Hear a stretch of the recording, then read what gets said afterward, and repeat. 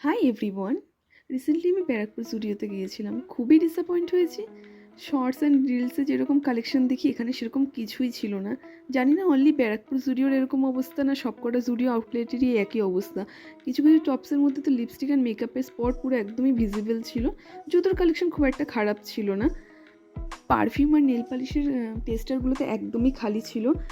তো জানি না কী করতে ওগুলোকে রেখে দিয়েছিল ওরা। আমি দুখানা নেল পালিশ নিয়েছি আর একটা ওয়েট ওয়াইপস নিয়েছি জুডিওতে।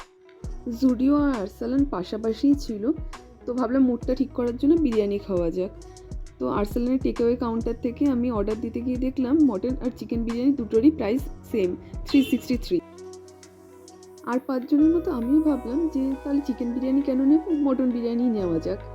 তাও একবার কৌতূহলবশত সেখানে যে স্টাফ ছিল তাকে আমি জিজ্ঞাসাই করে ফেললাম যে এরকম চিকেন বিরিয়ানি আর মটন বিরিয়ানির প্রাইস সেম কেন। তো তখন ওরা জানায় যে ওরা পোলট্রি মুরগি ইউজ করে না। তখন আমি অর্ডার দিলাম চিকেন বিরিয়ানি, আর চিকেন বিরিয়ানিটা উইথ ট্যাক্স প্রাইস পড়েছিল 381। এবার আসা যাক বিরিয়ানির রিভিউতে। প্রথমেই বলে রাখি প্যাকেজিংটা খুবই ভালো করেছিল ওরা। তো বাড়ি এসে যখন বিরিয়ানিটা ওপেন করলাম তখনও অবধি বেশ গরম ছিল।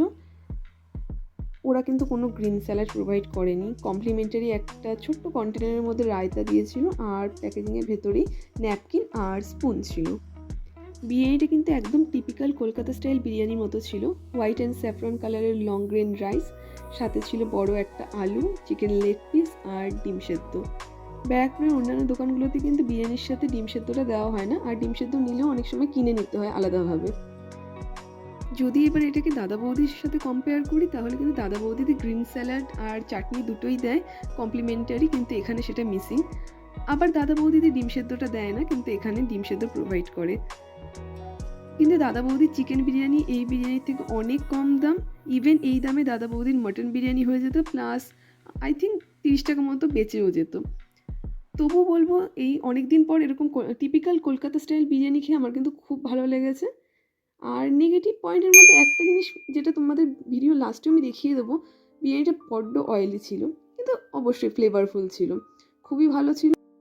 আজকের মতো ভিডিওটা এইটুকখানি। যদি ভিডিওটা ভালো লেগে থাকে চ্যানেলটা সাবস্ক্রাইব করে দিও আর ভিডিওটা লাইক করে দিও।